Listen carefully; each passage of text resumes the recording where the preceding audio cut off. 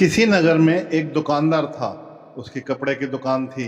वह बड़ा ही ईमानदार था और अपने ग्राहकों के साथ उसका व्यवहार बड़ा अच्छा रहता था, इसलिए उसकी दुकान खूब चलती थी। अचानक दुकानदार के सामने एक कठिनाई आ गई। उसका छोटा लड़का उसके साथ दुकान पर बैठता था। जाने कहाँ से उसको आदत पड़ गई कि दुकान पर जो भी खरीदार आता वह उसकी टोपी या पगड़ी उतार कर फेंक देता। दुकानदार ने उसे बहुत समझाया, डराया धमकाया, मारा पीटा, लेकिन उसने अपनी आदत न छोड़ी। धीरे धीरे लोगों ने उसकी दुकान पर आना कम कर दिया। दुकानदार बहुत ही परेशान हो गया। अब वह क्या करे? लड़के की मां नहीं थी, इसलिए घर पर अकेले उसे छोड़ भी नहीं सकता था। संयोग से एक दिन उसकी दुकान के सामने से भगवान बुद्ध निकले। उसने अपनी परेशानी उन्हें बताई। तथागत, आप जैसे भी बने इस लड़के को ठीक कर दीजिए, मैं आपका बड़ा एहसान मानूंगा। बुद्ध ने सारी बात सुनकर कहा, मैं तुम्हारे लड़के को ठीक तो कर दूंगा, लेकिन एक शर्त है। दुकानदार ने पूछा, क्या? वे बोले, मैं या तुम्हारा बालक जो करे तुम उसमें रोक टोक नहीं करोगे। दुकानदार राजी हो गया। अगले दिन बुद्ध अपने सिर पर एक साफा बांधकर उसकी दुकान पर आए। लड़का तो ताक में ही था। जैसे ही बुद्ध बैठे कि वह उठा, उनका साफा उतारकर सड़क पर फेंक दिया। बुद्ध ने हंसकर कहा, शाबाश बेटे। उन्होंने उसे पुचकारा और कहा, जरा दौड़कर साफे को तो उठा लाओ। लड़के ने छलांग लगाई और साफा उठाकर ले आया। बुद्ध ने कहा, मेरे सिर पर इसे बांध दो। लड़के ने उसे उल्टा सीधा करके सिर पर लपेट दिया। दूसरे दिन बुद्ध फिर उसकी दुकान पर आए। उनके सिर पर साफा था, पर वे दुकान के सामने एक लकड़ी और छोटी कुल्हाड़ी डाल आए। दुकान पर आते ही उन्होंने लड़के को अपने पास बुलाया और कहा, बेटा, उस कुल्हाड़ी को उठाकर जरा लकड़ी के टुकड़े कर देना। दुकानदार ने सुना तो वह बड़ा घबराया। कहने को हुआ कि महाराज, आप यह क्या करवा रहे हो? लड़का अपना पैर काट लेगा। पर वह कुछ न बोलने का वचन जो दे चुका था। लड़के ने कूदकर कुल्हाड़ी उठा ली और लकड़ी को काटने लगा।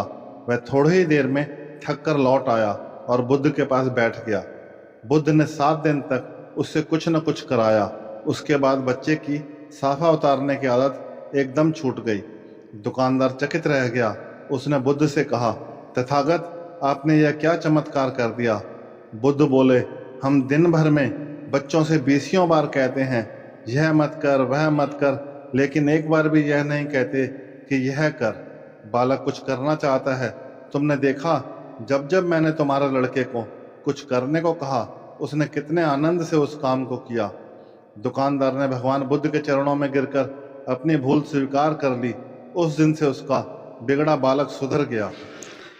एक और छोटी सी कहानी। एक सेठ था। उसके पास बहुत संपत्ति थी। वह अपने कारोबार से बहुत ही संतुष्ट था। अचानक एक दिन उसने हिसाब लगाया तो पता चला कि यह संपत्ति उसके बच्चों तक के लिए ही काफी होगी, लेकिन बच्चों के बच्चों का क्या होगा? इस विचार के आते ही सेठ भारी चिंता में डूब गया। संयोग से उन्हीं दिनों महात्मा बुद्ध उस नगर में थे। सेठ ने उनके पास जाकर बोला, महाराज, मुझे इतनी संपत्ति चाहिए कि मैं भोगूं, मेरे बच्चे भोगें, उनके बच्चे भोगें और फिर भी वह कभी खत्म न हो। बुद्ध ने कहा, ऐसा ही होगा, पर इसके लिए तुम्हें एक काम करना होगा। तुम्हारे घर के पास एक टूटी फूटी झोंपड़ी में सास बहू रहती हैं।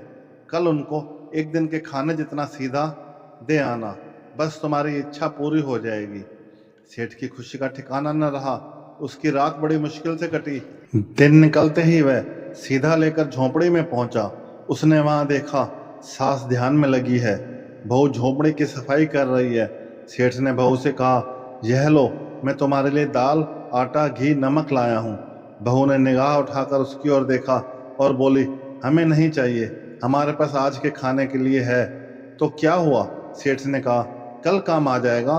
बहू बोली, हम अगले दिन के लिए संग्रह नहीं करते, भगवान हमें रोज देता है। यह सुनकर सेठ अवाक रह गया।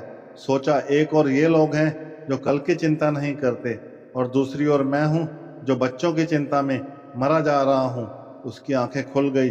फिर उसने धन की लालसा नहीं की। अब उसे महात्मा बुद्ध की बात समझ में आ चुकी थी। दोस्तों, अगर कहानी पसंद आई हो तो लाइक करें, साथ ही साथ चैनल को भी सब्सक्राइब कर लें।